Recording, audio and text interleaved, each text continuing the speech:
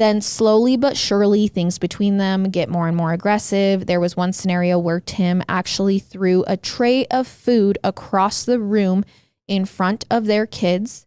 He also punched a hole in the wall of Becky's house. And that eventually evolved into another situation where Tim put his hands on Becky and shoved her during an argument in front of the kids. Around this time, Becky hears about one of her former colleagues who was killed by her spouse. And when she heard this, that scared her enough to send that text to her sister. And that's when Becky's sister, Sarah, recommended, hey, you need to go get help from a domestic abuse organization. There are like things they can do to protect you. Now, whether or not she took that advice is unclear, but Becky did file for an order of protection against Tim after that. And there's two ways that a abuser is going to respond to that. Number one, they're going to break it.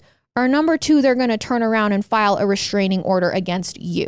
And that's exactly what Tim did. But here's the problem. Because of a lot of the abuse Becky listed on that request was just emotional and psychological, and she and Tim were in the middle of a heated divorce, the judge wasn't really taking this request very seriously. She's like, this is probably just a tactic we see a lot of times in divorces where they're just trying to hurt each other. She didn't think that Tim was an actual threat to Becky. They end up denying her request and Tim's, so no restraining orders. Judge did, however, order that Tim and Becky stay away from each other's homes except for when handing over the kids. And they ordered Tim to give back the pistol that he stole from Becky's house. And this is something he never ended up doing. Hearing now that Becky was denied a restraining order in the months before her death, the police are like, dude, Tim's our guy.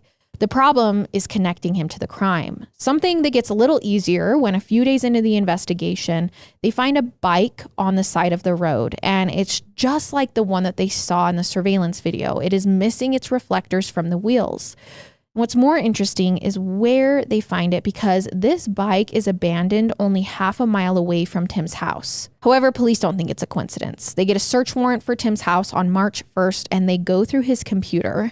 They find that he had recently bought a bike on Facebook Marketplace under a fake name, and it's the exact same blue bike without reflectors on its wheels. So they find a few other interesting things on his computer too. Searches for phrases like, quote, how to pry open a door with a crowbar, how to wash gunpowder off my hands, Quincy Police Department response time. There were also searches for how to make homemade gun silencers. Also, this is really creepy. Remember how someone had been casing Becky's house on Valentine's Day a few weeks before she died? Well, that night, her new boyfriend was parked in her driveway and